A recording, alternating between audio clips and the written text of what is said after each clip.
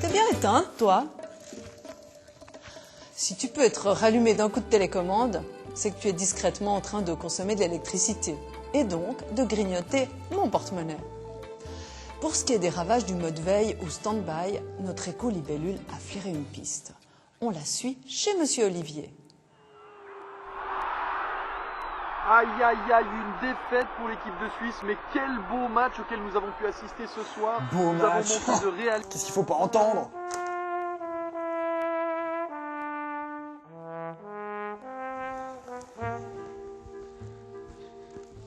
Tu perds ou tu gagnes, et tu dis pas beau match. Ah, je te jure.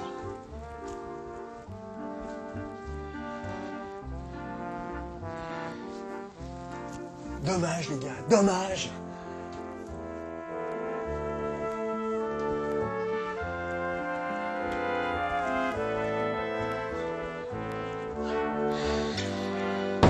Beau match.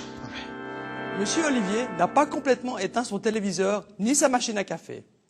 Voyons les éco-gestes qu'il pourra appliquer quand il se sera remis de ses émotions. Qu'est-ce que le stand-by?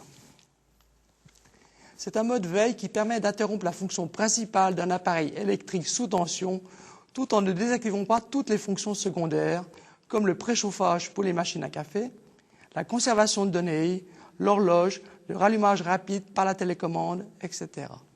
Ne négligez pas la consommation cachée des appareils électriques. Ils représentent jusqu'à 15% de la facture totale d'un ménage. Rendez-vous compte, plus de la moitié du courant consommé par les appareils audio est utilisé lorsqu'on les croit éteints. Il faut savoir que le premier éco-geste possible se situe en amont. À l'achat d'un nouvel appareil, faites-vous simplement conseiller par le vendeur qui saura vous proposer des appareils avec une moindre consommation cachée. Le vendeur dispose de toutes les données techniques relatives à leur consommation d'énergie. Une prise multiple à interrupteur permet d'éliminer les consommations inutiles en commandant en même temps plusieurs appareils ou chaque appareil séparément. Ne craignez pas d'éteindre plusieurs fois par jour vos appareils. Cela n'influencera pas leur durée de vie et les protégera de la surchauffe. C'est essentiel. En prenant ces simples mesures, Monsieur Olivier, qui vit seul, pourrait économiser une bonne centaine de francs chaque année.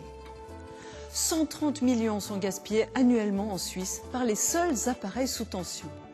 Sachant qu'on peut économiser environ 25 francs par stand-by, faites le calcul.